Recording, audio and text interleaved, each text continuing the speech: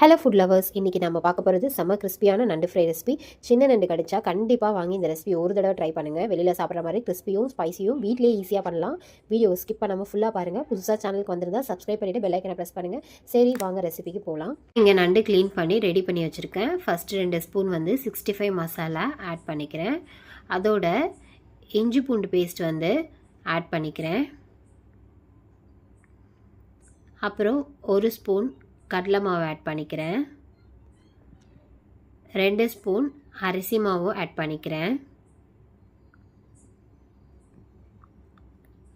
அப்புறம் 2 spoon cornflour add பண்ணிக்கிறேன்.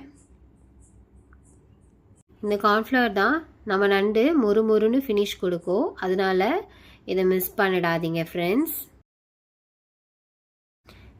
தேவையான அளவு உப்பு சேர்த்துக்கோங்க. இப்போ கொஞ்சம் கொஞ்சமாக தண்ணி தெளித்த மாதிரி விட்டு எல்லாத்தையும் நல்லா கலந்துக்கோங்க. தண்ணி அதிகமாக ஊற்றக்கூடாது. மசாலா நண்டு மேலே நல்லா கோட் ஆகணும். இந்த ஸ்டேஜில் மசாலா நண்டு மேலே நல்லா ஒட்டினா தான் ஃப்ரை பண்ணும்போது செம கிறிஸ்பியாக வரும். இப்போது இதை 15 மினிட்ஸ் ஃப்ரிட்ஜில் வச்சு மேரினேட் பண்ணுங்கள். அப்போ தான் மசாலா நண்டுக்குள்ளே நல்லா இறங்கி டேஸ்ட் வேறு லெவலில் இருக்கும். 15 மினிட்ஸ் அப்புறம் ஒரு பேனில் தேவையான அளவு ஆயில் ஆட் பண்ணுங்கள். ஆயில் நல்லா ஹீட் ஆன அப்புறம் மேரினேட் பண்ணின நண்டை ஒவ்வொன்றா ஆட் பண்ணுங்கள். மீடியம் ஃப்ளேமில் 2 சைடும் நல்லா கோல்டன் ப்ரௌன் கலர் வர வரைக்கும் ஃப்ரை பண்ணுங்கள்.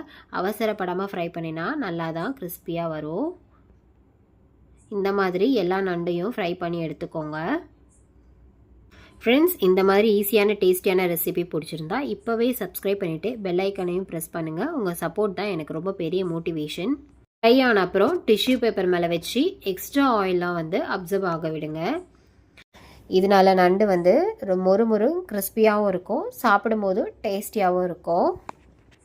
இப்போது இதே மாதிரி பேலன்ஸ் இருக்க நண்டு ஒவ்வொன்றையும் ஆயில் ஆட் பண்ணி மீடியம் ஃப்ளேமில் 2 பக்கமும் மொறுன்னு கோல்டன் ப்ரௌன் கலர் வர வரைக்கும் ஃப்ரை பண்ணுங்கள். எல்லா நண்டையும் ஃப்ரை ஆன அப்புறம் டிஷ்யூ பேப்பர் மேலே வச்சு எக்ஸ்ட்ரா ஆயிலெலாம் எடுத்துக்கோங்க. அவ்வளோதான் ஃப்ரெண்ட்ஸ், செம கிறிஸ்பியான நண்டு ஃப்ரை ரெடி. இது சாதம் கூட சாப்பிடலாம், இல்லைனா அப்படியே ஸ்நாக்ஸ் மாதிரியாகவும் என்ஜாய் பண்ணலாம். இந்த ரெசிபி உங்களுக்கு பிடிச்சிருந்தா லைக் பண்ணுங்கள், உங்கள் ஃப்ரெண்ட்ஸ் அண்ட் ஃபேமிலி கூட ஷேர் பண்ணுங்கள். இன்னும் சப்ஸ்கிரைப் பண்ணலாம், கண்டிப்பாக சப்ஸ்கிரைப் பண்ணிவிட்டு பெல் ஐக்கனை ப்ரெஸ் பண்ணுங்கள். பாய், ஹாப்பி குக்கிங்.